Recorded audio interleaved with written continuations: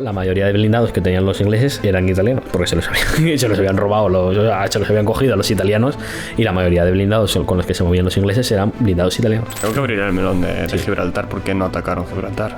Porque tú atacas Gibraltar, conquistas Gibraltar, que al final es un territorio muy pequeño.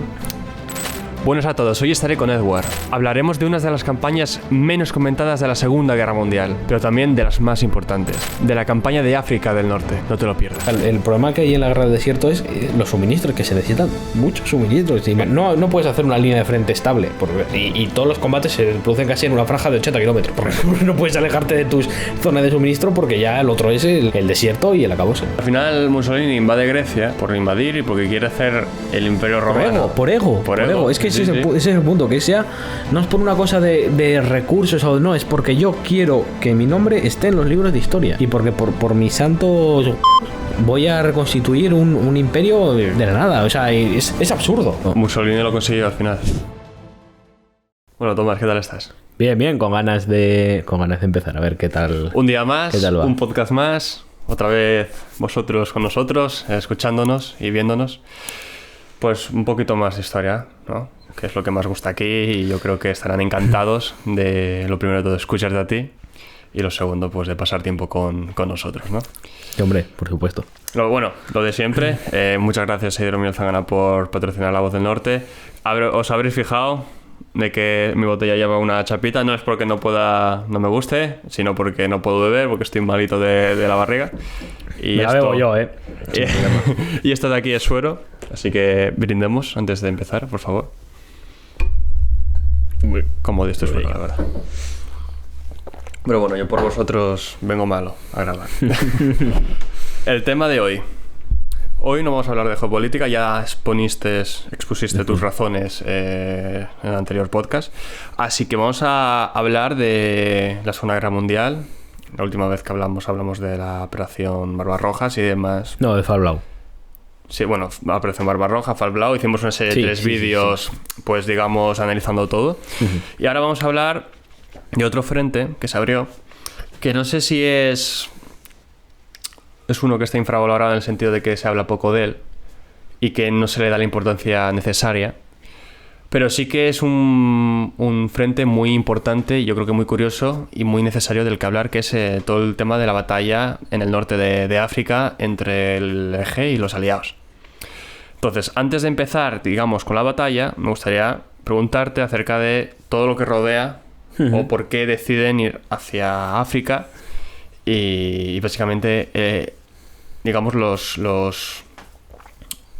el causante, ¿no?, de que Alemania decida, o Italia. Bueno, yo creo que es el eje en general, porque yo creo que Italia también tiene un gran peso en esa decisión de parte de... Se va a luchar en territorio italiano al final, no es... Sí. O sea, bueno, territorio africano bajo control italiano. Quiero preguntarte acerca de cómo se va formando todo este conflicto. Vale. Bueno, antes de nada, para zanjar un poco lo del tema de geopolítica, ya haremos otro podcast. Yo creo que, bueno, ya lo hablaremos, pero bueno, yo voy a hacer un podcast solo entero de hablando de geopolítica, porque ahora mismo pues llevamos tiempo sin tocarlo y tal, pero bueno, ya lo haremos porque, bueno, están sucediendo muchas cosas y bueno, me parece relevante, pero ya hablarlo en un podcast solo dedicado a geopolítica. Pero bueno, en este, efectivamente, como habíamos prometido, vamos a hablar de la lucha en el África del Norte. El Afrika Korps. Bueno, el Afrika Korps, que es una de las unidades que está por ahí metidas, el famoso duelo en el desierto. Y de Rommel, que es el encargado, digamos. Es uno de los protagonistas, sí, por no decir el protagonista, el personaje más famoso de esta campaña. Pero bueno, antes de que aparezcan los alemanes, vamos a hablar de los otros dos grandes protagonistas, que son los italianos y los ingleses. Venga. Entonces, repaso un poco así rápido. Alemania declaró la guerra a Polonia, ha invadido Polonia. Francia e Inglaterra le declaran la guerra, etcétera. Se van invadiendo cae Bélgica, empieza a caer Francia, cae Bélgica, cae en Países Bajos y al final queda Inglaterra sola. Sí, básicamente aguantando en Europa. Efectivamente, aguantando en la isla. Y en África. ¿Qué ocurre? Que cuando Alemania le declara la guerra a Francia, Italia se queda un poco... A ver qué pasa. Hay que entender que Italia no era un país que fuera especialmente, ¿cómo se dice? Que apoyara especialmente a Alemania. De hecho, en la Primera Guerra Mundial les traiciona a cambiar de bando. Cosa rara en los italianos. Salta la sorpresa. Pero bueno. Y Italia, es verdad que hasta que no llega Mussolini al poder, que realmente lo que habíamos comentado lo pone el rey, y hacen un poco la marcha esta que hacen por Roma, es un poco para tapar que lo ha puesto el rey. Pero bueno, al final es un movimiento revolucionario, porque el fascismo y el nazismo no dejan de ser movimientos revolucionarios de extrema derecha, así como el comunismo es un movimiento revolucionario de extrema izquierda. Uh-huh. Y bueno, Mussolini consigue llegar al poder, y ahí, claro, cuando Hitler, por otro lado, consigue también llegar al poder, Hitler al final a Mussolini lo idolatra. De hecho, Hitler a Mussolini lo idolatra. Idolatra en el sentido de como líder revolucionario. Luego ya, cuando pasa el tiempo, cuando pasa la guerra y ve cómo actúa, ¿no? Efectivamente, Benito, pues va a ir cambiando la historia. Pero en un inicio, además de que casi coinciden en el tiempo, o sea, Mussolini llega al poder y al poco tiempo Hitler da el push de Múnich, este intento de golpe de estado que falla y que, bueno, los encarcelan y tal, que ahí si no recuerdo mal, de ahí es el color rojo de la bandera nacionalsocialista, que el rojo representa como la sangre que se derramó en el push de Múnich, o sea, del grupo nacionalsocialista. Y en esos términos, Italia empieza a virar hacia una postura más cercana a Alemania. Claro, ¿qué ocurre? Que conforme cuando empieza la guerra, bueno, ahí está la Guerra Civil Española, Italia y Alemania ayudan a Franco, la URSS, la República, ¿no? Y se firma el pacto de acero. Y hay una serie de tratados entre italianos y alemanes, y bueno, lo dicho, hay un acercamiento. La cosa es que cuando empieza la guerra, claro, Italia dice, a ver, nosotros de momento no vamos a hacer nada, porque no, o sea, ¿quién iba a decir que Francia iba a caer como cayó? ¿Qué ocurre? Que claro, cuando empiezan a ver que Francia no es capaz de parar a los alemanes, Italia dice, hostia, yo también quiero meterme ahí, quiero mi parte del pastel. Y invade Francia, claro. Que de hecho... La avaricia, ¿no? La avaricia, efectivamente. Claro, esto bueno, lo tenemos un poco después, pero Mussolini tenía la idea de restaurar el Imperio Romano. Esa es una de las cosas que tiene el fascismo, ¿no? De ir hacia aquello pasado, ¿no? Sí, al esplendor, que nos hizo grandes en un... Efectivamente. O sea, pero... O sea, yo entiendo que... No sé si Hitler se basó en reichs anteriores, pero desde luego es... que fueron... Si se basó en algo ¿Qué significa pasado... Reich? ¿Qué significa? No es imperio. Imperio. Sí, pero claro, el Reich 2... El segundo Reich es el ¿Cuándo fue? ¿En qué época? Bueno, no sé. Igual no, pero no fue tan atrás como el Imperio Romano, que estamos hablando de la antigua. Entonces... No, pero bueno, al final es el pasado glorioso del país, que es de lo que tira el fascismo. Y ya. Iba a decir el comunismo, pero no, bueno, el comunismo... Es que Stalin hace una serie de maniobras, pero eso ya es fuera de... O sea, pues es muy curioso, ¿eh? Sí, bueno, claro, a ver, al final lo porque sí que suelen tirar del pasado histórico del país, que claro, suele ser mejor, ¿no?, que el actual, y usan eso como carbón, digamos, bueno, como combustible. O no tiene por qué ser el mejor, pero claro, son, pues, eso, llamar de cuando éramos un imperio enorme, teníamos... Pero remontarse tan atrás, claro, hasta no lo sabía.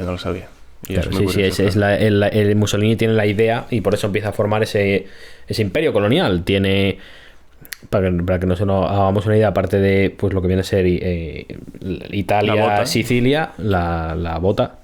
¿Tiene Etiopía? Tiene toda la zona de Etiopía, de Somalia, de ahí en el Cuerno de África, y luego tiene Libia, que se lo quitó al Imperio Otomano, y tiene la zona de Libia. Y luego, bueno, tiene algunas islas de Turquía, islas por el Mediterráneo. Pero bueno, está... la idea de Mussolini es eso, conseguir reformar, es como el sueño húmedo que tiene Mussolini. Y claro, cuando empieza a ver que los alemanes le pueden... O sea, parece que van a ganar, dice, yo también quiero mi parte del pastel. Y ordena la invasión de Francia, que de hecho ahí hay una serie de combates en la frontera que los franceses les daban jarabe de palos a los italianos. Dime. ¿Declara la guerra a Francia a la vez que Alemania se declara? ¿O es cuando ya entran en Francia? Es cuando ya ve que están entrando, cuando ya si no me equivoco, París, ya que efectivamente, cuando ya que rodean... parten por los Alpes, ¿no? Hacia Francia. Y le dan por el pelo los franceses. Y además tropas coloniales. O sea, quiero decir que no eran tropas francesas, sino eran pues de Argelia, eran argelinos y... Además es muy curioso porque luego cuando la Francia libre de Gaulle invade Italia, les derrotan los italianos, o sea, la Francia libre de Gaulle, que claro, los italianos eran partisanos tal, y los de Gaulle eran soldados franceses armados con equipo norteamericano. Entonces es un poco paradójico. A ver, también lo comentamos en el podcast de la Primera Guerra Mundial, luchar en los Alpes es algo muy complicado por todo lo que, aparte de que es una cordillera descomunal, que estás a una altura, el frío, todo esto, tienes que usar un equipo especial, o sea, equipo especial. La artillería convencional no funciona, no es útil, digamos, ¿no? Sí, no es útil, tienes que llevar equipo de montaña, hay que llevar una serie de armas que tú en un ejército normal, que tu infantería no está preparada. Ya entran lo que se llaman las divisiones o batallones de montañeros y todo lo que conlleva, con lo cual no es un terreno fácil, y encima si metes tropas de normal, tropas que no están preparadas para ese combate, pues lo van a pasar todavía peor. Claro. Que fue lo que sucedió. Pero bueno, estamos en eso. Francia cae.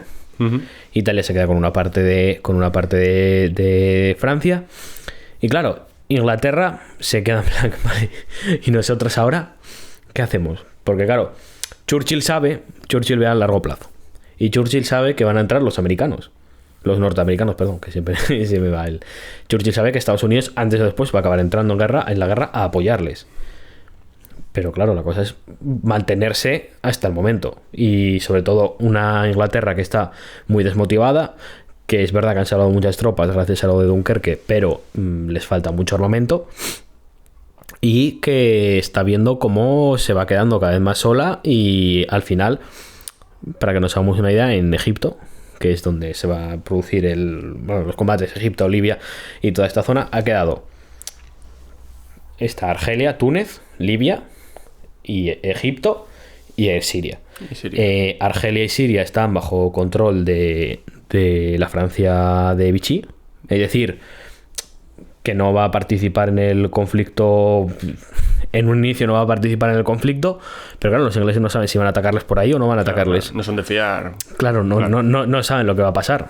Por eso hablábamos en el podcast anterior de la operación Catapulta y de estas operaciones que atacaron la flota francesa, porque no sabían si los alemanes la iban a usar para atacarles a ellos. Entonces lo que hicieron fue atacarles a un país que eran no beligerantes, si no recuerdo mal, y que eso ocasionó una serie de conflictos políticos y de relaciones.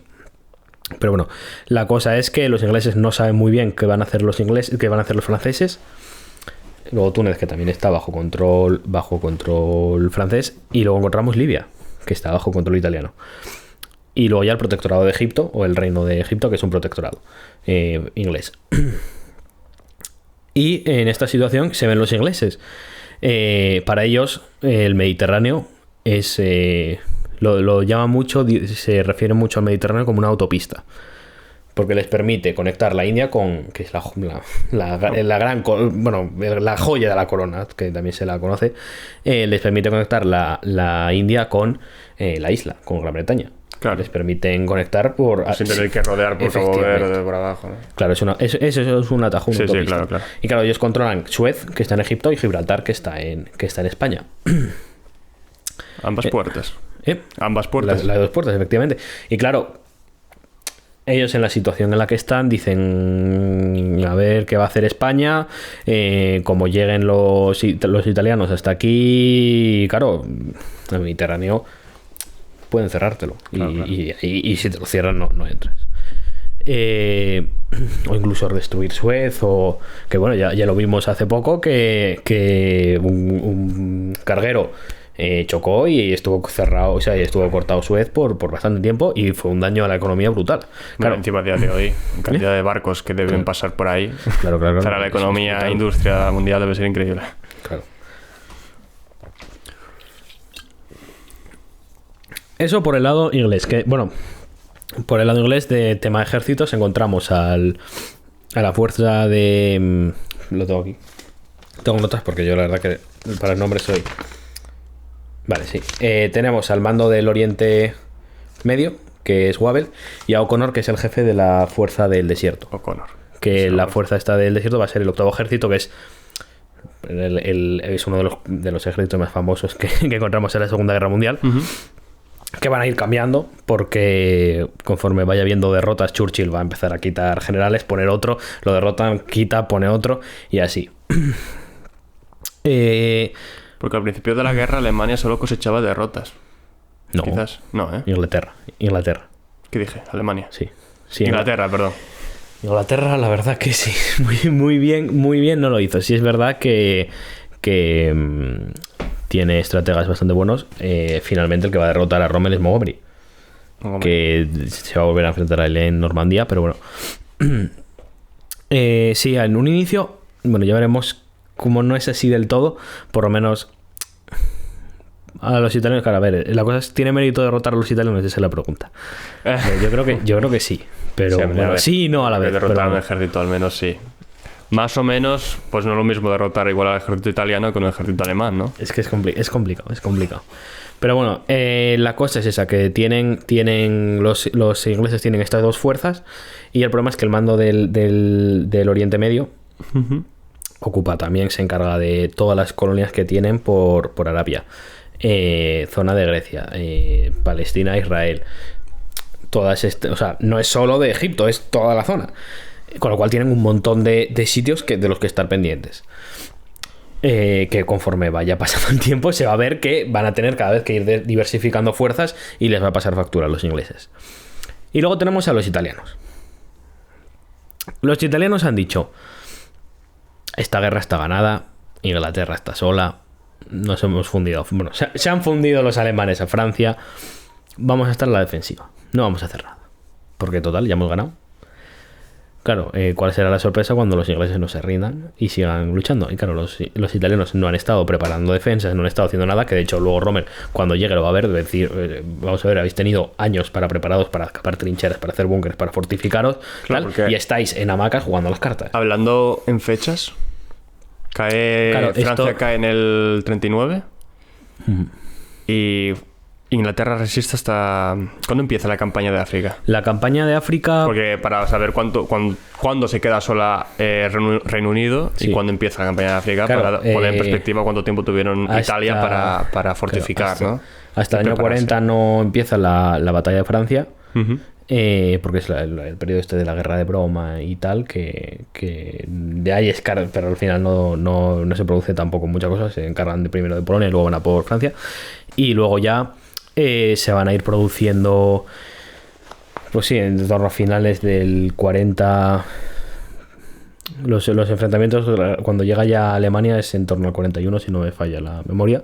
Si me estoy equivocando, ponedme en los comentarios, por favor. Y la cosa es que claro, durante este tiempo los ingleses van a decir: estos cabrones están quietos, no están haciendo nada, porque los italianos dicen, bueno, estos se van a rendir, y atacan. Uh-huh. Los ingleses pillan a los italianos a pie, o sea, sí, es que se los cepillan. Hay que comprender también que el desierto, o sea, toda la línea costera son en torno a 2.000 kilómetros. 2.000 kilómetros. Que es una barbaridad. Sí. O sea, el frente de Rusia es algo más grande, pero por ahí anda. Y luego hay solamente una línea de suministro, que es la carretera costera. Claro, el otro es desierto. Lo otro es desierto. Es decir, tú no puedes fortificarte, porque vale, sí, te fortificas y te rodean por el desierto y te pillan el culo. Los ingleses al desierto lo llaman, en la jerga que tienen, lo llaman el blue. El mar. El mar. Porque tienes que ir con brújula. Y como te pierdas, prepárate porque no te encuentran. Encontramos enfermedades como disentería, como que te hagas una herida ya se te empiezan a poner moscas, mosquitos, tal. El calor, el calor, horrible. El calor. Estamos hablando del Sáhara. O sea que... y luego por la noche frío que te cagas, porque el desierto por el día es muy cálido, pero por la noche al contrario. Y encima es un desierto, no es como la tundra rusa o los bosques rusos que tienes madera, una mala, puedes hacerte un fuego, puedes hacerte letrinas para hacer tus necesidades, porque eso también no se tiene mucho en cuenta y es algo muy importante. En el desierto, no. En el desierto, ajo y agua. O sea, es terrible. Y luego, que es a mí la parte que más me gusta de esta campaña, es que todas las unidades que se mueven con fuerzas motorizadas o mecanizadas. Porque tú no puedes meter un caballo. En el dromedario igual. O sea, sí, había guarniciones con tropas a camello y algunas de jinetes. Pero claro, a ver, al final todas estas tropas no puedes moverlas ni a pie ni a... Claro. Tiene que estar todo constantemente. Entonces, claro, se utiliza muchísimo combustible y se utilizan muchísimos vehículos. Que va a llegar a un punto que se van a ir robando unos a otros los vehículos, porque claro... Entre propios aliados. O sea, ingleses tienen vehículos italianos y alemanes tienen vehículos ingleses. Sí, porque asalten un convoy, por ejemplo, y roben. Claro, y roban. Y, o sea, bueno, se quedan con camiones que funcionen y tal. Claro, ¿qué pasa? Si tú eres alemán y tienes un camión inglés... Claro, igual te ven y piensan que eres alemán. Además, o sea, pero la cosa es que cuando se estropee, tú no tienes piezas para repararlo. Porque tu industria no produce. Entonces, claro, en cuanto se estropea algo, a tomar por culo, ahí queda.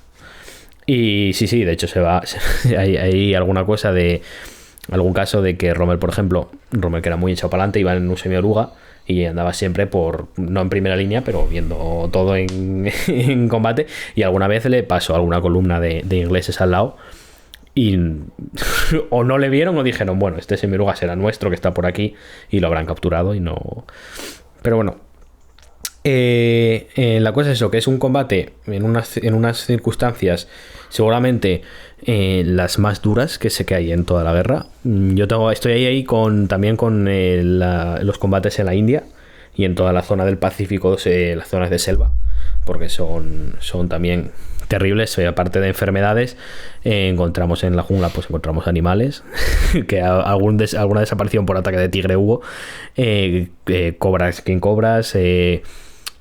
y luego, bueno, por supuesto también en la zona soviética, sobre todo las que estaban más cerca del Ártico, que hubo, bueno, sobre todo hubo más de combate de aéreo, pero bueno, las que estaban más cerca del Leningrado y todas estas zonas, bueno, en general prácticamente todo el frente ruso en invierno era terrible.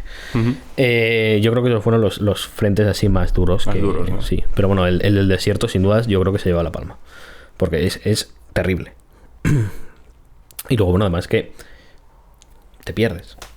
No sé, porque claro, que aquí... antes no había Google Maps. No es que haya Google Maps, es que no tienes ningún punto de referencia. Es duna tras duna tras duna tras duna de desierto. Y como te pilla una tormenta de arena, que yo estuve leyendo de casos de gente... O sea, si les pilla una tormenta de arena, todo el convoy se detenía y todo el mundo quieto en los vehículos hasta que pasara.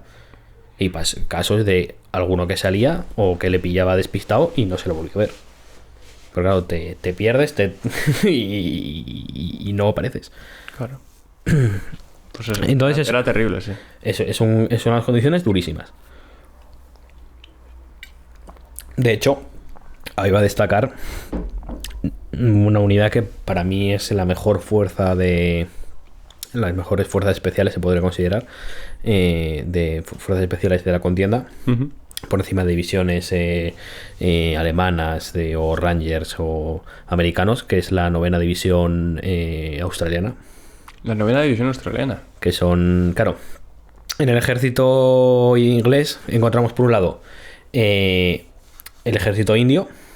Vale, del Raj, ¿no? Entiendo. Del Raj de la India, que está compuesto por unidades musulmanas, que son... No, por unidades musulmanas, por hindúes y por los gurkas, que son estos los que van con los cuchillos o con los machetes estos el kukri, no. Bueno, es un machete curvo muy, muy conocido y que tenían una propaganda, o sea, eran muy, muy lanzados. Que tenían una propaganda en plan están locos o... Sí, de que decían que capaban a los prisioneros. Joder. Los japoneses, por ejemplo, les tenía miedo porque también se enfrentaron a los gurkas nepalíes y les tenían mucho miedo porque eran unos tíos muy bregados y luego asaltaban a machete posiciones y claro, hacían unos destrozos. Eran muy buenos. Luego encontramos el ejército regular, que está formado por tanto ingleses de Gran Bretaña como, bueno, el resto de colonias. Y luego coloniales, ¿no? Claro. Y luego ya tenemos a... es que no quiero decirlo mal, que bueno, lo que vendría a ser las tropas neozelandesas y australianas, que no son colonias ni protectorados de momento. Sí, pero son de la Commonwealth, ¿no? Claro, eso es, pertenecen a la Commonwealth y son, sí, las tropas de los dominios. Como habría de Canadá, me imagino. Canadiense no hubo. No hubo canadienses. En esa zona no. Hubo, principalmente hubo indios, sudafricanos, canadienses, australianos y neozelandeses. Canadienses en esa zona no hubo. Los canadienses, los combates que tuvieron los canadienses fueron ya en Normandía.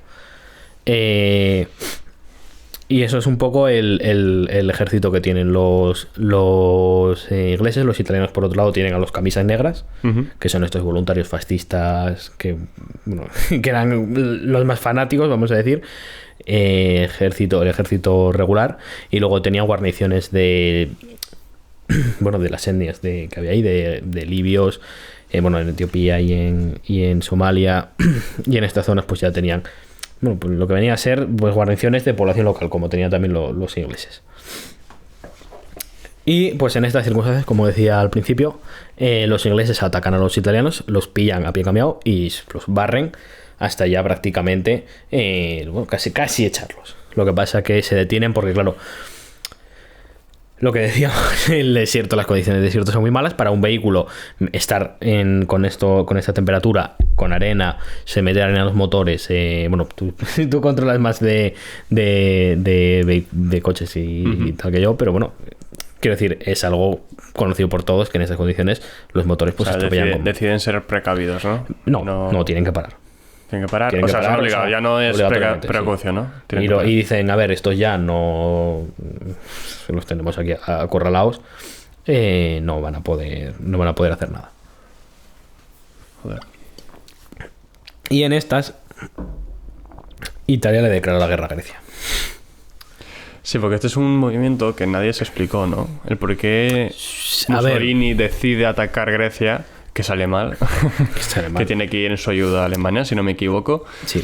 ¿Y por qué decide Mussolini atacar Grecia? Por lo dicho, porque es algo muy fundamental, ¿no? A la hora de entender este conflicto. Sí, en este teatro de operaciones sí, completamente. Porque el problema es que, claro, Italia, lo que decía al principio, tiene la idea del Imperio Romano. Y quiere entonces, el pastel, ¿no? Claro, y lo que está viendo es que Alemania se dedica a invadir, a tener campañas muy exitosas, y él lo que no quiere es quedarse atrás. Entonces, ¿qué hace? Pues dice, pues invado Grecia. Y no sé, para plantear o a planificar la operación.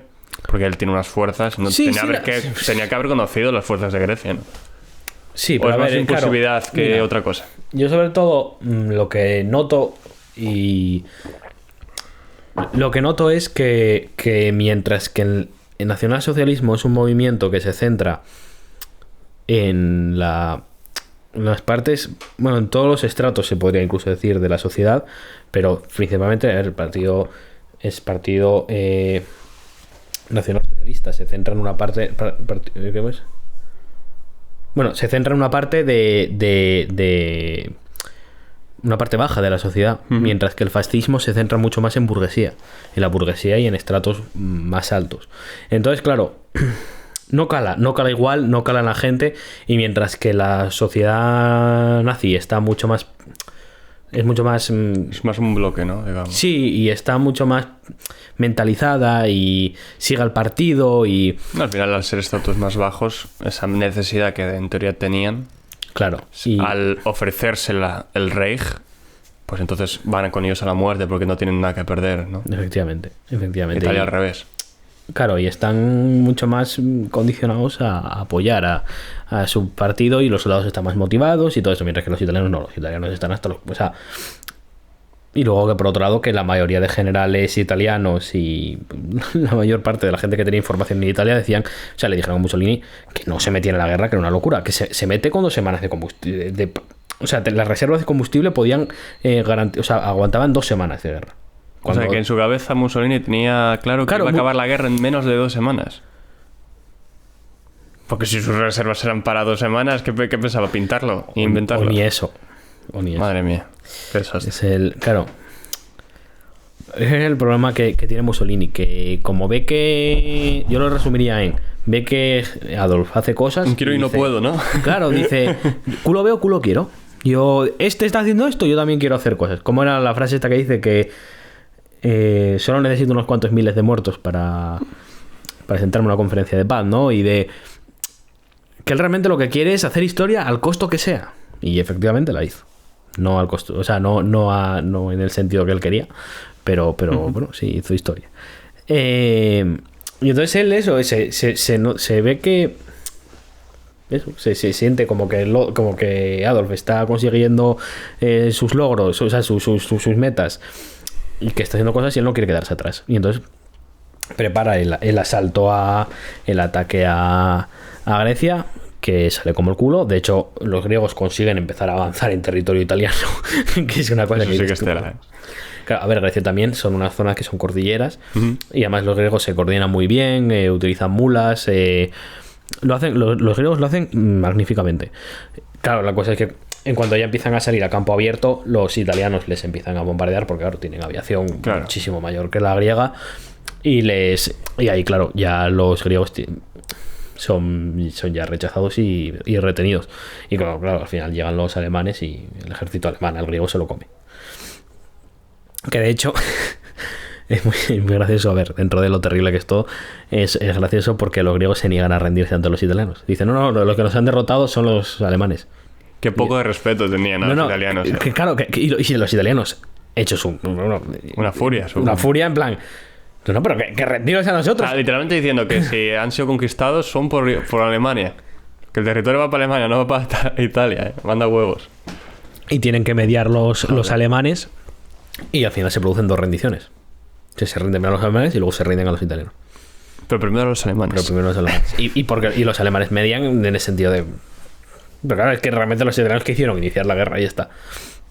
Como el Heart of Iron, cuando tienes a uno que está jugando con Italia, la lía, y tienes tú que ir a salvarle el culo y te quedas con él. Y te quedas con el pues parecido. Y el roleplay, ¿no? Al final.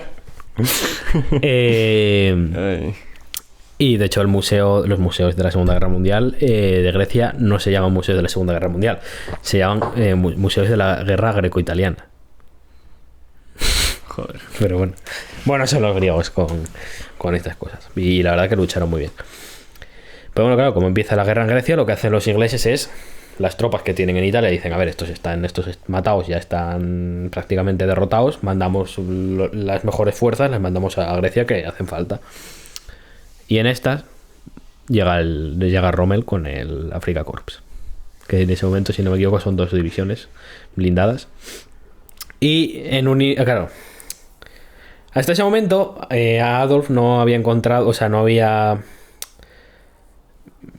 se había dado cuenta de lo importante que era la zona del Mediterráneo, que de hecho no se va a dar cuenta de lo importantísima que es hasta ya casi al final, y que ya no se puede hacer absolutamente nada. Y alguien no se lo dice. Lo importante que es. Es no que, tiene a nadie que le diga, oye, Adolf. El problema es la manera de pensar que tienen los alemanes frente a la inglesa. Los ingleses tienen muchos años de controlando el imperio colonial que tienen. Y saben la importancia, ¿no? Que tiene. Y saben la importancia, que al final es el imperio más grande que ha habido en la historia de la humanidad, el imperio inglés, el imperio británico. Y ellos piensan desde un punto de vista mucho más global que los alemanes. Los alemanes se centran mucho más en una guerra terrestre, que es pues lo que hacen, en lo que comentábamos siempre del Schwerpunkt, del punto de máximo esfuerzo, de la batalla principal, de con un solo ataque o una sola gran batalla dejar a tu enemigo por los suelos. Y los ingleses no, los ingleses tienen una mayor visión. Entonces, realmente el Mediterráneo no es una batalla terrestre en África. Tienes que encargarte de todas las islas que hay. Malta, Chipre, Gibraltar también. Las griegas, ¿no? También. Las islas, sí, lo que pasa que, por ejemplo, Creta la conquistan. Creta lanzan un asalto aerotransportado, los alemanes, que tienen unas bajas espectaculares, pero consiguen tomar Creta, que además realmente la toman por tomar. Por el canto duro, porque el problema es que les pillan a los ingleses, ¿cómo decirlo? Los ingleses no se lo esperaban. Y entonces les empiezan a lanzar un asalto retransportado tras otro. Los ingleses empiezan a pensar que son muchos más de los que realmente son, se repliegan a una parte de la isla y ya cuando se dan cuenta ¿Que no eran tantos? De que no eran tantos o de que igual sí que podían haberse defendido, dice, mira, nos retiramos porque ya han conseguido organizarse y están yendo por nosotros.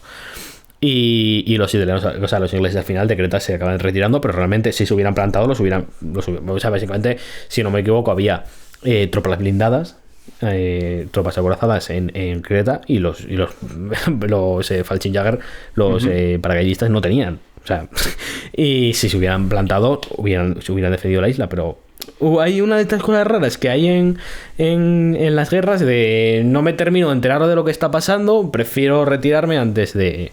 Y además ahí también hay un caso de un destructor italiano que estaba por la zona y que lo atacan y se defiende, bueno, como gato panza arriba, el destructor italiano, que al final me parece que no lo hunden, de hecho. Y bueno, de hecho hablando así un poco de barcos, cuando los ingleses van haciendo retroceder a los italianos se me acaba de ir el nombre, en Tobruk hay un crucero que es el San Giorgio. Tobruk está en la parte más cercana a Egipto, es la ciudad más portuaria más importante de Egipto, ¿no? La parte de Egipto. O sea, no, está en Libia, pero está muy pegada a Egipto. Es una ciudad que es importantísima para suministrar recursos porque no hay otros puertos, hasta ya la Tripolitania y la zona más occidental de Libia, que puedan mantener esos recursos, y bueno, va a ser uno de los puntos calientes del conflicto Tobruk. Ahí los italianos tienen un crucero que es el San Giorgio, y bueno, los ingleses se lo consiguieron hundir, y bueno, les van a dar pal pelo a la Regia Marina, en general les van a dar pal pelo a los ingleses, pero bueno, el caso de este destructor es un poco gracioso porque, joder, es un destructor que es de los barcos más pequeños que encontramos en la Marina, y la verdad que lo hace bastante bien. No me acuerdo el nombre, ponerlo también en comentarios porque no me acuerdo de cómo se llamaba este barco. Pero bueno, eso. Los ingleses han tenido que sacar gran parte de las tropas y Alemania dice, vale, vamos a ayudar ahora, por fin, vamos a ayudar a los italianos, ¿no? Y mandan al Afrika Korps. Claro, Rommel, las órdenes que tiene son hacer una línea de defensa. Vale. Una línea de defensa en el norte de África. Quedarse quieto defendiendo hasta que llegaran el resto de fuerzas y ya atacar. Rommel, conforme empiezan a desembarcar las primeras unidades, empieza a tener partes de la división, batallones y tal, y dice, atacamos. Sí, porque Rommel habías comentado en anteriores podcasts que era bastante anárquico, ¿no? En ese sentido. Sí. Rommel era el zorro del desierto. Sí. Que se la apoda. Es el apodo que gana en esta campaña. Era un tío muy bregado. Era muy lanzado, muy osado, yo creo que es la palabra. Y tenía estado todo el rato atacar. El problema que tiene Rommel es que él es un muy buen táctico, es un buen general de división. El problema es que, claro, el conjunto global no lo ve, y ahí es donde falla. O sea, él, por ejemplo, cuando se le da la oportunidad, se están debatiendo entre ir a por Malta o ir a por Egipto. Él dice, pues vamos a por Egipto. No se da cuenta de que Malta, que hay un término para las islas en la Segunda Guerra Mundial. Malta debe ser un punto estratégico importante, ¿no? Sí, pero la cosa es que, como se llama, también pasa en el Pacífico. A las islas se les apoda como portaaviones insumergibles. Claro. Porque tienes un aeródromo en medio del mar. Más cerca, igual, para ir... No es que esté más cerca o más lejos, es que tú tienes un aeródromo en medio de tu línea de suministros. Claro. Porque está al lado, o sea, Malta está al lado de la línea de suministros. Claro. Y desde ahí puedes lanzar un montón de oleadas de ataques. Claro. Los barcos pueden repostar, los submarinos pueden repostar. Entonces, claro, es un punto neurálgico importantísimo. Todas las islas que hay, como Chipre también. Aparte que desde ahí igual está más para... desde ahí puedes tener fuego de acorde a Egipto, ¿sabes? Desde ahí puedes atacar directamente, claro, quizás, ¿no? Con aviones y demás. Claro, interceptar puentes aéreos, como pasó con los Messerschmitt Giant de los que hablamos. Y igual es también muy importante que el enemigo tiene que estar pendiente ya no solo del ataque del frente, sino también de lo que pueda venir. Tiene que vigilar a la retaguardia. Obligas a tu enemigo, claro, obligas a tu enemigo a que tenga más tenga más escoltas en los convoyes, que tampoco había mucho de dónde tirar. Porque la Royal Navy era una fuerza muchísimo más importante, o sea, muchísimo más numerosa. bien preparada, entrenada y con mejores, o sea, con mejores armamento. Por ejemplo, los italianos el radar no lo usaban. O sea, no es que no lo usaran, es que no lo tenían, no habían investigado sobre él porque decían, oye, pues mira, como se ha hecho toda la vida, con prismáticos y le cascamos un tortazo. O sea, la guerra, por ejemplo, la guerra nocturna marina, los italianos decían, ¿no? Como no tenemos radar, no podemos detectar, ¿para qué vamos a pegarnos por la noche? Los ingleses sí. Y se producen ejemplos como esta batalla que se llama la Noche Triste, me parece que es, o que les enganchan a 3 cruceros pesados y su grupo de escolta, los ingleses a los italianos, y les hunden todo el grupo de batalla, porque los ingleses tienen radares y los estaban detectando todo el rato y estaban en formación de batalla, y los otros iban con las luces encendidas en formación o sea, no estaban en formación de batalla preparados. Y claro, les ven las luces, lo detectan con los radares y dicen, por estos. Y entonces, claro, el tema de Rommel es que no es consciente de todo lo cómo que hay. hace, claro. Y encima se le juntan con los planes estos de chiflados que tenía Adolf, de que llega a haber un plan de unir, o sea, del ataque de Fall Blau, del que hablamos en anteriores podcasts, de juntarlo con el ataque con Rommel. ¿Cómo? O sea, meter a Turquía en el eje, que ahí estuvo. Y hacer, digamos, bajar y hacer una pinza que son una locura. Claro, incluso ya desde ahí enlazar con Japón, que hubo planes así. Entonces, entre que Rommel no ve porque no es un oficial que esté ni entrenado ni preparado para eso, como muchos otros oficiales que ojo, tácticamente Rommel es un estratega brutal.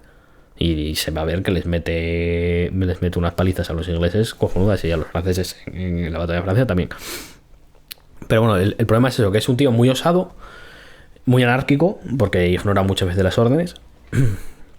Y bueno, ataca y empieza a rechazar a los ingleses, los empieza a rechazar de Libia hasta llegar a Tobruk. ¿Qué pasa? Que en Tobruk se encuentra la 9ª división australiana. Y sumado a que tienen grandes fuerzas es una ciudad que está muy bien defendida, que es una plaza que la tiene muy bien defendida, no la consiguen tomar los alemanes. Consiguen avanzar algo más hasta cerca de la frontera de Egipto, pero al final se acaban deteniendo, porque claro, desde la ciudad tenían fuerzas motorizadas y de blindados, que también esto es gracioso. La mayoría de blindados que tenían los ingleses eran italianos, porque se los habían robado, se los habían cogido a los italianos, y la mayoría de blindados con los que se movían los ingleses eran blindados italianos. Claro. Entonces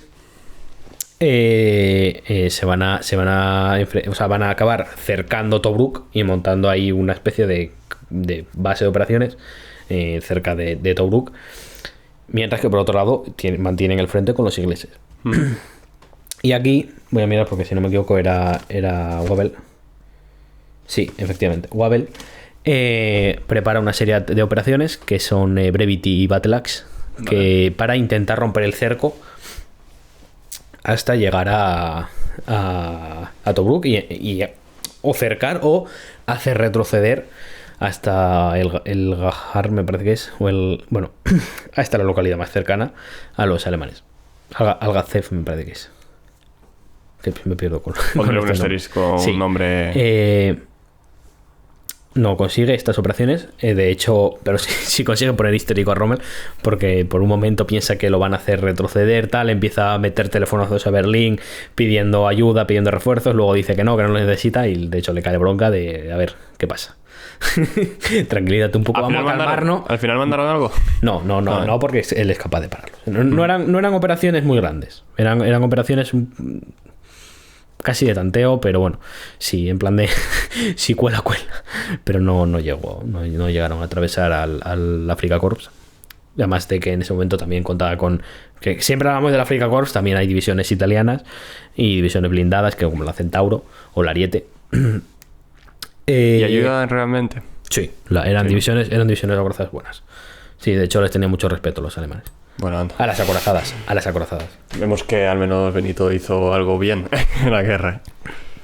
A ver, los blindados italianos Hay mucho meme, ¿no? Hay mucho blindados. Meme con las torretas, las tanquetas. Las tanquetas. La tanques L3, italianos. la L3, los P40, el tanque pesado de Mussolini, que era un tanque medio. Bueno, es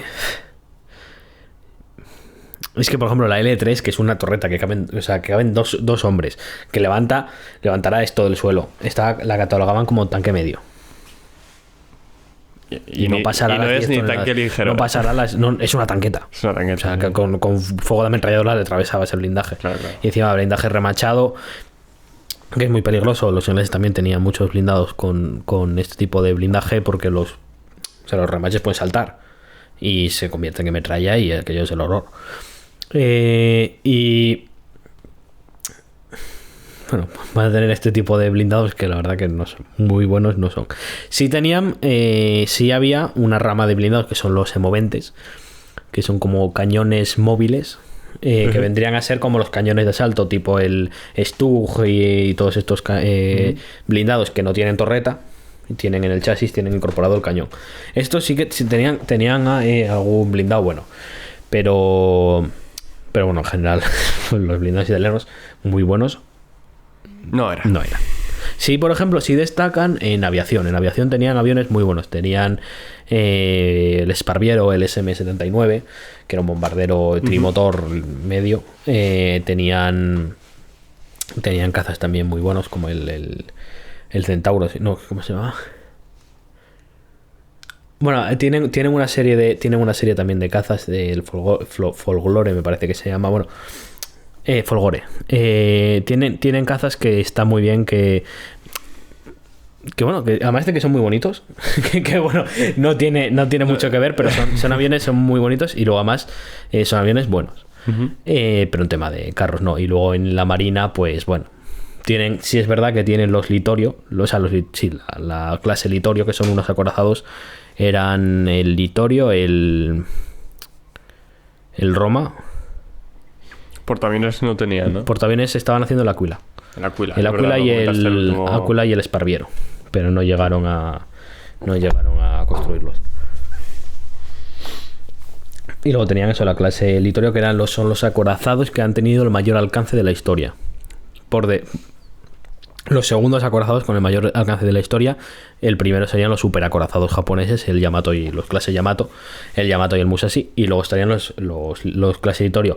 ¿Qué pasa? Como no tienen radar, pues claro, ¿a quién disparas? Poco. Claro. Te sirve poco porque tiene que ir desde la torre. No llegan a desarrollar el radar durante la guerra. O sea, a ver, al final creo que sí llegaron a alemanes le dirán, oye, toma, ¿sabes? Los alemanes les ayudaron sobre todo con el tema de submarinos y tal. Les recortaron las torres, porque las torres de los submarinos eran muy altas. Les ayudaron con el tema de submarinos, pero con el tema de radar, a ver, es que los alemanes tampoco tenían radares en un inicio muy buenos. Los que tenían unos radares espectaculares eran los ingleses. Claro. Ellos tenían, porque claro, al final los necesitas para defender la isla. Claro. Para los alemanes, como el radar es más una estructura defensiva, vamos a decir, los alemanes están mucho más enfocados a la ofensiva. No tenían estructuras ni tenían las investigaciones que tenían los ingleses con respecto al radar. Y los clase Littorio no tenían radar, que de hecho, dato curioso, al Roma lo hunden los alemanes. Le lanzan la primera bomba teledirigida de la historia. ¿Y por qué será Porque iban a rendirse.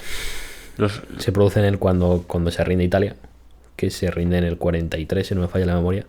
Y ahí los alemanes invaden Italia y los italianos se van a rendir. El Roma es el buque insignia de la armada, y le hunden, le tiran la bomba y el barco le explota en medio del casco y vuela por los aires. Se lo tomaron mal, que se rindiesen. Sí, se lo tomaron bastante mal.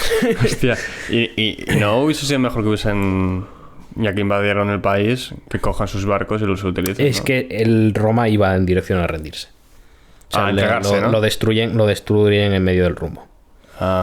Y sí. Tengo una pregunta con la campaña. Sí. El tema del mar, del Mediterráneo, la importancia. Claro, ¿Hasta qué punto? Porque es importantísimo, sobre todo por el tema de la logística. Claro. Porque tú por mar puedes mover como hemos dicho, hay solo un corredor, digamos. Claro, sí, sí. y por ejemplo, Tobruk no cae porque están constantemente por mar suministrándole, y los alemanes no son capaces de romper el suministro marítimo, porque claro. Tampoco hay muchos aeródromos y están todos en la costa, y claro, se enfrenta a la RAF, a la Luftwaffe, y en un inicio no destinan tantos efectivos a la Luftwaffe en comparación a sus enemigos de la RAF. Sí es verdad que en la batalla de Gazala la Luftwaffe les tiene una superioridad brutal. Y tienen un montonazo de Stukas y bueno, hacen un tiro al palo. Y en el dominio del propio mar Mediterráneo, me imagino que tendrían barcos Reino Unido, pero si Italia, porque me imagino que es quien tenía al menos más poderío marítimo, más que Alemania, por lo que a ver, Italia, hablamos en el último podcast. Sí. Mi pregunta es si entre Alemania e Italia pudieron combatir navalmente el dominio del mar a Reino Unido. Claro, o no pudieron con la Royal Navy. El problema es Alemania nunca pudo tener muchos barcos, y todos los barcos que tuvo eran submarinos. Claro. Porque por Gibraltar, claro, tenías que cruzar Gibraltar y aquello te cañoneaba. O sea, había baterías costeras en Gibraltar. Claro, porque... Claro. Y aparte de que te cañoneaban, te rastreaban los barcos y te estaban esperando. Claro. Pero bueno, Italia, al estar dentro del propio mar Mediterráneo, pudo hacer algo contra Italia. El problema es que cuando empieza la guerra, nada más se le declaran la guerra, los ingleses se lo estaban esperando y les lanzan un ataque aéreo tipo Pearl Harbor y les arrasan el puerto a los italianos y les hunden un par de acorazados. Joder. Que eran acorazados de... No me acuerdo si eran pre-Dreadnought, eran acorazados muy viejos. Y les hunden algún barco y les hacen un destrozo bastante importante. Y luego la cosa es que realmente ellos tienen más poderío naval que los ingleses.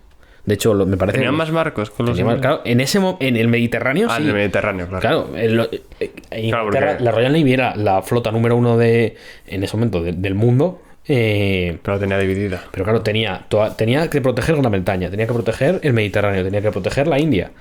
Tenía que proteger también el Golfo de África y bueno...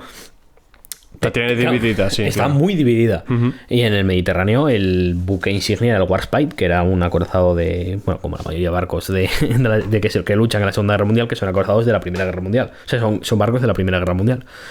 Y tendría un par de acorazados. Son muchos...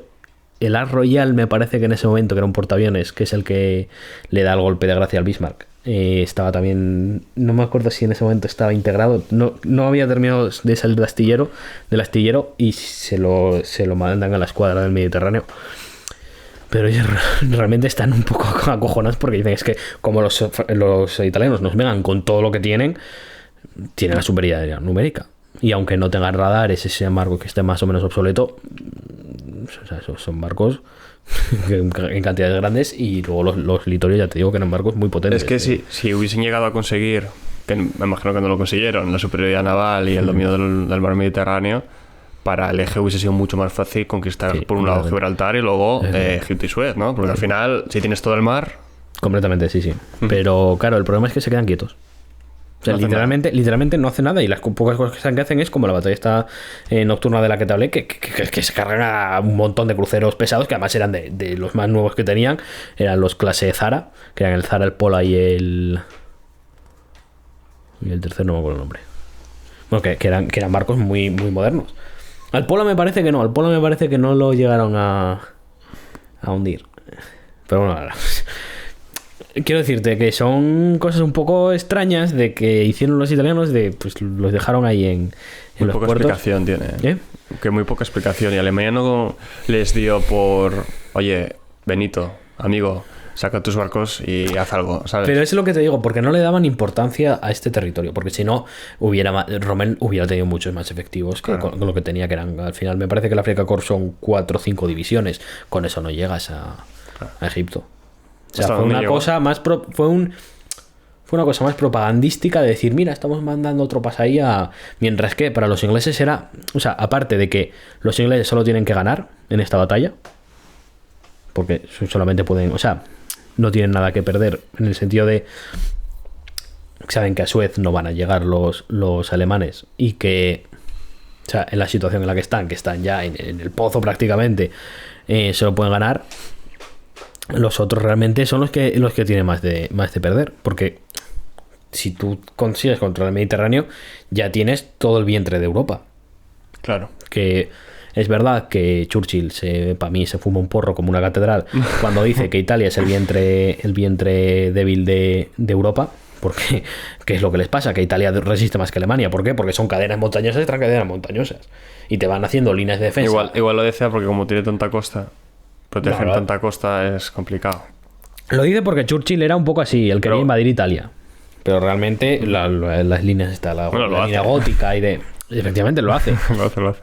Pero, por ejemplo, a Sicilia consiguen invadir porque básicamente lo que hacen es pedirle ayuda a los gángsters de la zona, a los mafiosos y mafiosos en este caso. Sí, las mafias chinas, mafias italianas. Le piden ayuda a la mafia italiana y a día de hoy la mafia italiana tiene tanto poder porque en esta época lo que hacen los americanos es negocian con ellos y les pagan mucho dinero para que les ayuden a invadir Sicilia. Y Sicilia la invaden así y luego al saltar a Italia es que es una zona muy montañosa y lo dicho, hacen varias líneas. La línea más famosa es la gótica, pero hay 2 o 3 más en la cual los alemanes se van pertrechando y no atraviesan, no consiguen los aliados atravesar. Por ejemplo, sí que es muy, muy fácil entrar en Francia desde el Mediterráneo. Claro. Ahora bien, el problema que tiene Alemania es eso, que no se toma en serio la campaña cuando si realmente él hubiera querido, yo creo que hubiera llegado a Egipto en las condiciones que había. Tengo que abrir el melón de Gibraltar. ¿Por qué no atacaron Gibraltar? Porque tú atacas Gibraltar, conquistas Gibraltar, que al final es un territorio muy pequeño. Por lo dicho, porque la región marina no quiere meterse. No quiere. Sí que había planes para una invasión a Malta. Igual si hubieran invadido a Malta y luego hubieran podido saltar a Gibraltar. Que bueno, de hecho Gibraltar es atacada por mini submarinos y por los cerdos, se llamaban los Mayale, me parece que eran estos operadores. Creo que Reverte, uno de los últimos libros que publicó era sobre uno de estos buzos que iban con mini submarinos y hundían algún barco, pero nunca hubo un plan de invasión de Gibraltar anfibio. O sea, siempre los planes que hubo de invadir Gibraltar se contaba con la ayuda se pensaba contar con la ayuda de España. Meter tropas de España e invadir. Por eso las innumerables conferencias, ¿no?, que tuvieron. Sí. Lo que pasa es que Franco no lo veía. Aceptase, pero que no lo veía. Y Franco no lo veía y por eso no les apoyó. Pero bueno, ese es un poco el tema de Gibraltar. Y volviendo a la campaña, consigue parar Rommel las dos operaciones, Battle Axe y Brevity, que realmente son operaciones pequeñas, sobre todo Brevity es una operación muy pequeña. Para que te hagas una idea, creo que los ingleses pierden 5 tanques y 200 y pico hombres y los alemanes deben de perder 3 tanques y nada, muy poco, muy escaramuzas casi. Y en estas condiciones Churchill, que está obsesionado con atacar porque quiere empezar a ver objetivos, sobre todo de cara a la propaganda, y que bueno, que él también sabe, lo dicho, que los americanos van a llegar y él lo que no quiere es que lleguen y que sean los americanos los que consigan, que es lo que pasa, que sean los americanos los que se ven todo el protagonismo. Lo que no quiere es que lleguen los americanos y que, claro, como tienen todo el poder industrial que tienen, toda la mano de obra, él lo que no quiere es que se lleven el protagonismo y que sean ellos los que liberen África y en vez de ellos. Entonces lo que quiere es empezar a tomar territorio y empezar a hacer méritos para cuando ya lleguen, que no estar más igualados, que al final lo que va a pasar es que Inglaterra va quedando un segundo plano. Y bueno, en estas condiciones despide a Wavell y llama a Cunningham, si no me equivoco. Déjame mirar el papelito. Sí, claro. No, a un Chile. A un Chile. Sí, a un Chile que está al mando. Cunningham está al mando del 8º ejército. Se forma el 8º ejército, que tiene la 7ª división inglesa, la 1ª sudafricana y luego, bueno, tiene alguna india. Y la 1ª división de tanques, que las divisiones acorazadas inglesas están formadas por los reales regimientos de tanques, que eran unidades muy modernas de poco después de la Primera Guerra Mundial, y luego las unidades de caballería reconvertidas a acorazada, que eran unos petulantes elitistas, de estos que van en plan caballeros, que van, además es que las fotos son muy divertidas porque algunos van con las faldas estas escocesas, ponían pendones en los carros de combate, en los Sherman, Y son muy divertidas las fotos de verlos. Os invito a buscarlas porque eran muy de caballeros, que parecían casi de, no sé, húsares o dragones de estos de caballería. Y bueno, el octavo ejército de Cunningham, a las mandos voy a mirar el nombre, de Unchilek, van a lanzar la operación Crusader. Crusader. Y es una operación, voy a intentar explicar lo mejor que pueda, porque es jodido de explicar de narices, es complicadísima. A ver. O sea, la idea principal es lanzar un ataque desde Egipto que enlace con Tobruk. Vale. Enfrentando, o sea, y haciendo o aislando la Afrika Korps en medio del desierto o haciéndolo retroceder. La cosa es que empieza a llegar un punto que está... O sea, atacan los ingleses, atacan a la retaguardia de Rommel. Vale. Y Rommel ataca a la retaguardia de los ingleses. De los propios ingleses que atacan su retaguardia. Se embolsan a sí mismos dentro de una bolsa hasta que... bueno, es infumable la operación. Yo le estaba viendo los mapas de los ejércitos. Y claro, empiezas a ver las flechas y está yendo... Y dices tú, por favor, a ver aquí, ¿qué ha pasado? Y para resumir eso, o sea, es una locura de operaciones muy complicada. Empiezan a hacer ataque. Primero ganan los alemanes, consiguen hacer retroceder a los ingleses, pero bueno, finalmente los ingleses consiguen enlazar con Tobruk y los alemanes salen disparados. ¿Qué significa esto? Es una retirada bien organizada porque Rommel sabe hacer, o sea, es una de las cosas que tiene es que sabe, igual, de manera parecida a Manstein. Para mí Manstein sí es verdad que organiza mejor las retiradas, porque además de retirarse les hace pagar mucho a los soviéticos. Consiguen retirarse de manera organizada, pero como había dicho, en Tobruk, que era donde tenían el campamento base, vamos a decir, o el punto central desde donde estaban organizando las operaciones, tenían los talleres, tenían tanto las herramientas, repuestos, equipo pesado, y queda ahí. Entonces, claro, les va a pasar muchísima factura a los alemanes. Y ya se van a retirar los alemanes, los ingleses van otra vez avanzando y van a quedar pues prácticamente como empezaron al inicio. A esto se le llama el péndulo de la guerra del desierto. Bueno, el péndulo de la guerra. Que todo lo que ganaron al final retrocedieron. Es que, claro, en el desierto, como dije, es una carretera costera. Tú... Adelante o atrás, ¿no? Claro, cuanto más avances, sí, estás avanzando, pero estás estirando tus líneas de suministro. Y no tienes por el medio. Porque ya es cierto. Claro, estás más lejos de recibir suministro. Claro.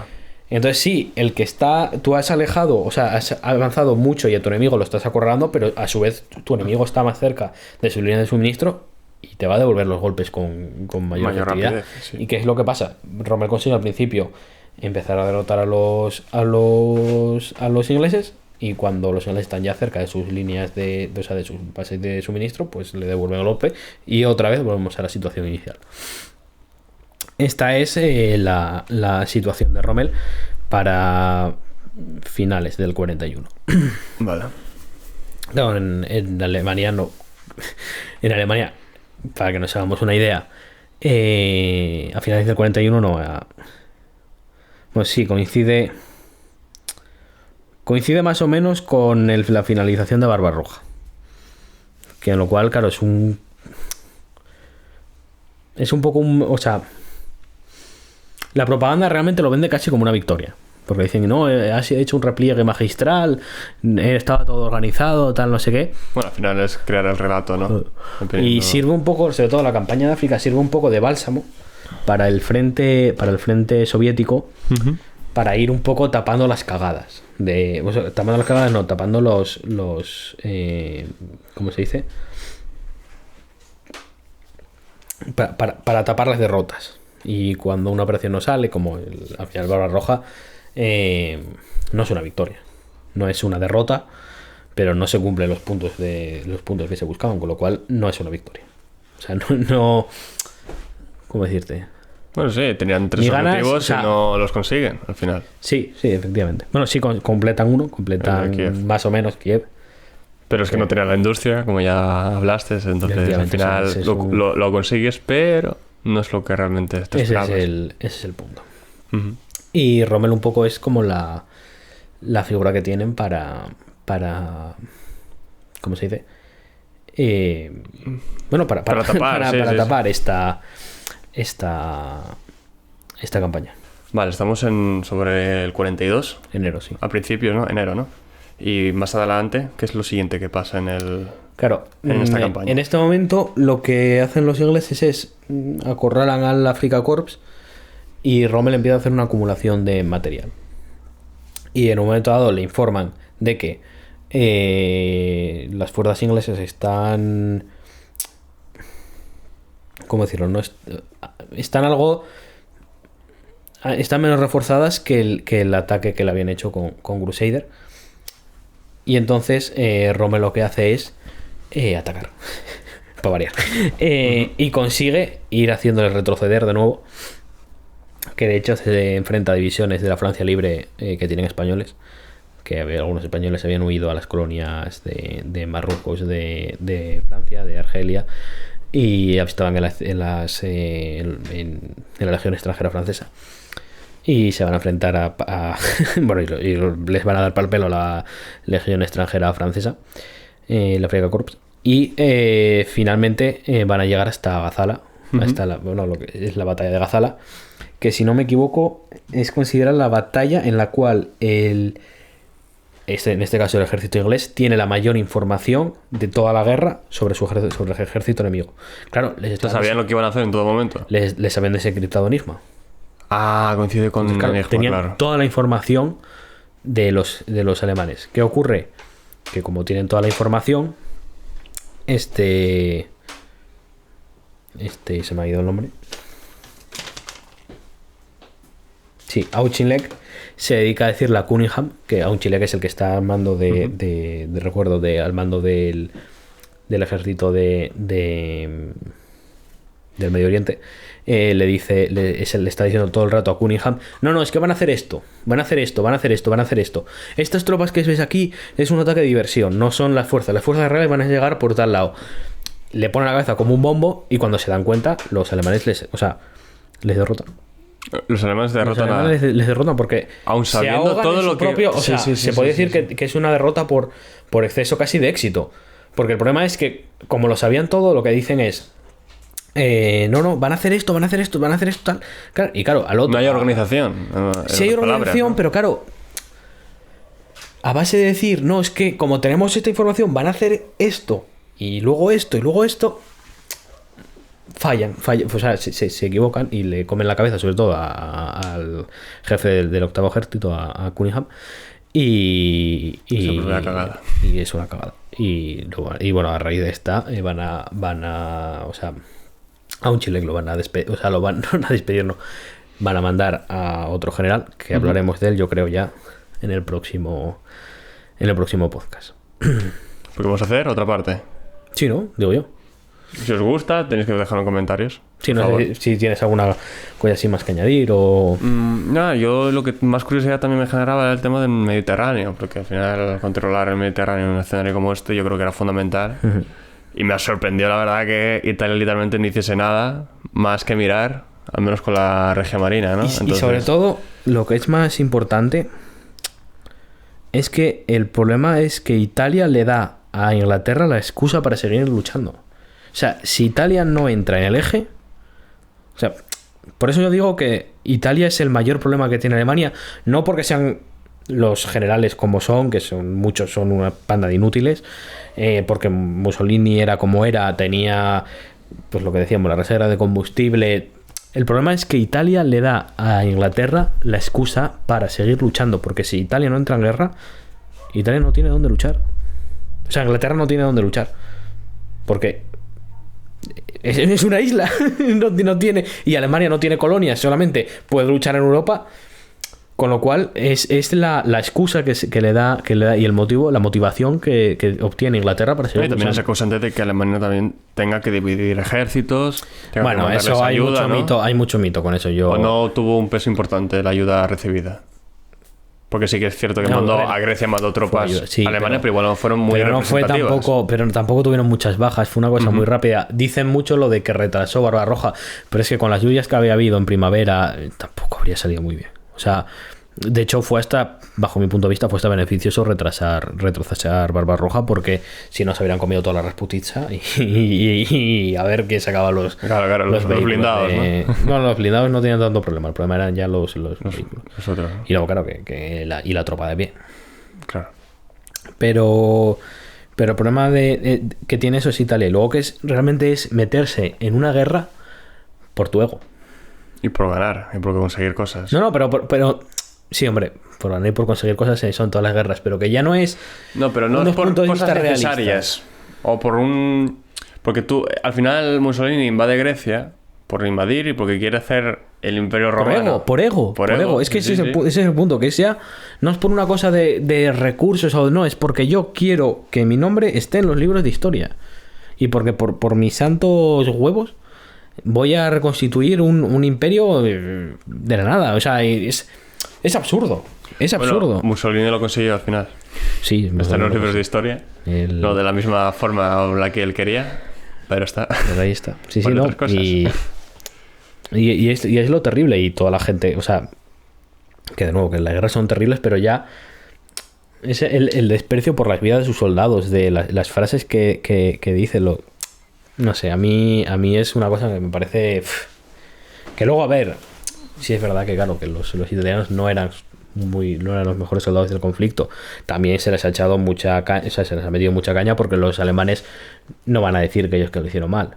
Claro. Tienen que echarle las culpas a alguien. ¿A quién se la echan? A los rumanos, a los italianos, a los húngaros, menos a ellos, a todo el mundo. Que es el problema del eje, que no sabe luchar en conjunto. En conjunto.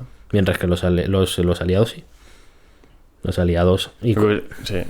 O sea, son un equipo. Lo que hubiese pasado si Italia hubiese tenido un dirigente quizás más capaz, quizás. Pero ni aún así. El problema es que les pasa lo mismo en la Primera Guerra Mundial a los alemanes con los austrohúngaros, que van por un lado y los austrohúngaros por otro. Y tienen muchos choques y tienen muchos piques. Y claro, es muy complicado. Es complicado. Es muy complicado, y Japón también iba por libre. Alemania se pone a declarar la guerra sin avisar a Italia, que era su mayor aliado. Italia declara la guerra a Grecia sin avisar. Son unas cosas que son casi de niño pequeño. Niño pequeño. De cada uno por su lado. De cada uno por su... O sea, estamos aliados, pero luego cada uno que se busca la vida. Porque yo lo que no quiero es que tú tengas más territorio que del que yo tengo. Y claro... Y bueno, con Grecia también se invade Yugoslavia, por cierto. Que eso... Sí, pero eso fue con ayuda fue rapidísima. ¿Pero fue Italia o fue el Reich? El que llevó el peso de la campaña fue Alemania. Fue Alemania, ¿no? Y además es que en una cosa de una semana, de verdad, que fue muy rápido. Bueno, también Yugoslavia estaba en un periodo muy conflictivo con sus resistencias internas, supongo. Es que sobre todo había mucha movida en Yugoslavia porque los ingleses, claro, estaban los ingleses intentando meterlos, y entonces hacen un golpe de estado poniendo al creo que era un príncipe. Bueno, hacen una serie de movidas así para intentar hacerse con el poder, y entonces ya entran los alemanes. Y claro, ahí ya no los paran. Y aún así va a ser una zona que va a haber mucha resistencia, y además es que van a tener mucho equipo. O sea, realmente los partisanos yugoslavos llegaron a tener aviones. ¿Aviones? Tuvieron, sí, no, fue, y además es que son tíos muy, muy fieros. Bueno, se vio en la guerra de Yugoslavia, sí, bueno, Serbia y... Efectivamente. Pues yo creo que hasta aquí bien, ¿no? No sé si tienes alguna cosa más que... No, duda, yo creo que quedó bastante claro. El señor que está ahí detrás de la cámara, cartón. ¿Alguna pregunta? Yo, lo único que Alemania, claro, sin el frente de Italia, o sea, si Italia no hubiese llegado a entrar en la guerra, es un frente menos que tiene que cubrir. Claro. Efectivamente, sí. Entonces, sin ese frente, no, lo que dijo, ¿no? Pueden dividir más tropas para el muro atlántico o para Rusia, al final. Es lo que te dijiste, al final. Sí. Era un tumor que tenían ahí, que al principio... Sí, es un... Estaba ahí, que no hacía nada, pero al final resultó ser maligno. Sí, además... De benigno a maligno. Cambió la cosa. Y sobre todo que el problema de la guerra en el desierto, que al principio le dicen, no, es que necesitan más tropas, más tal.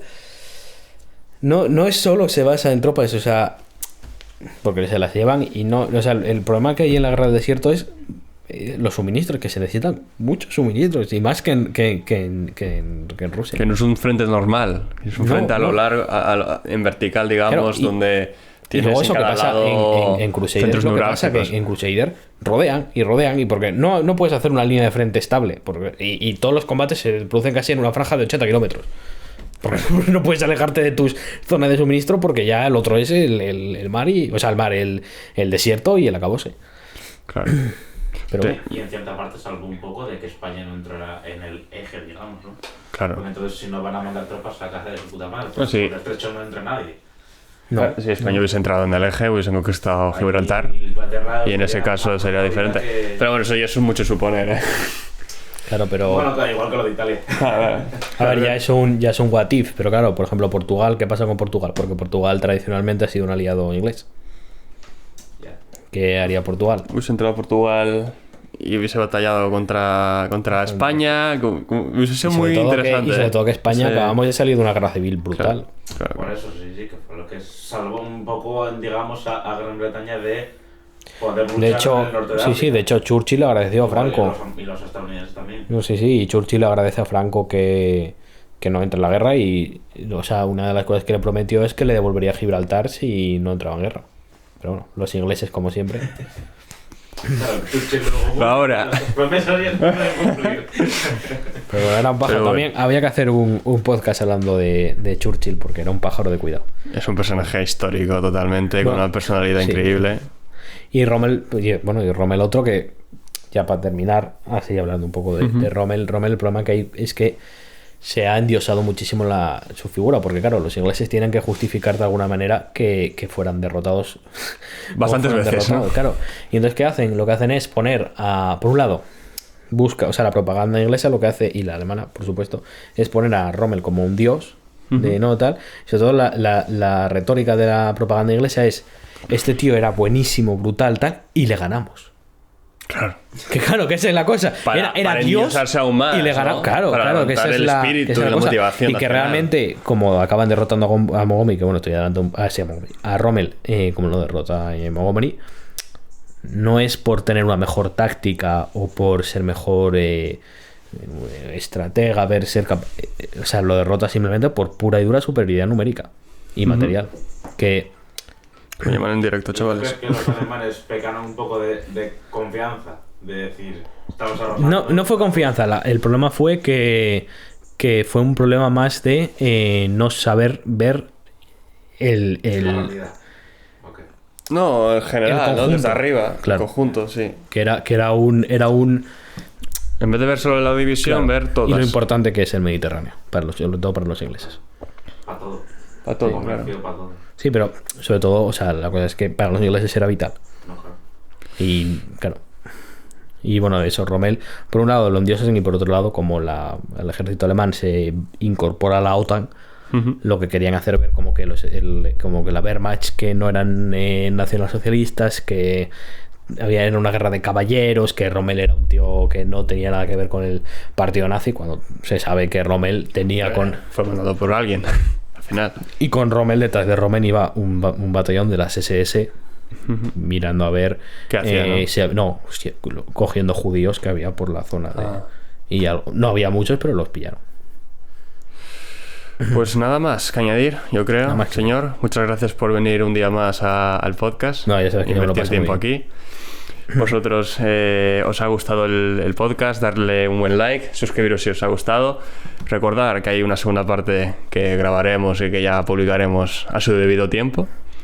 Muchas gracias a Hidromiel Zángana por patrocinar La Voz del Norte. Camarero, otra. A Tomás le gustó. Me gustó. ¿Y algo más que añadir, señor? Nada, que eso, por favor, respeto los comentarios, y si Eso me he será complicado. equivocado en alguna cosa, por supuesto, y si tenéis algo que añadir, por supuesto también, porque a mí al final me interesa también aprender, y me equivoco, creo que como todo humano, sobre todo con la bebida esta del diablo. No me gusta el suelo, Tomás. Ya lo como. Y nada, muchas gracias por vernos. Cuidaros, ser fuertes. Bye.